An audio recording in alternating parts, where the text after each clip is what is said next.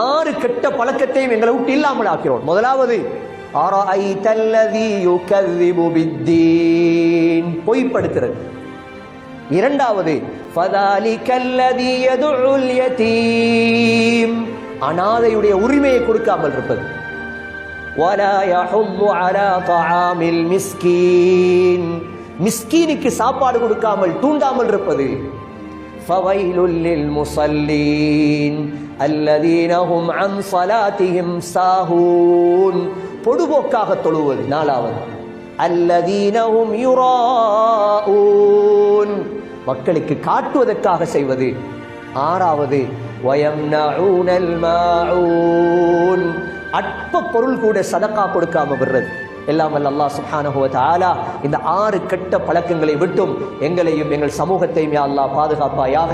வ ஆகிரு தஅவானா அனில் ஹம்துலில்லாஹி ரப்பில் ஆலமீன்.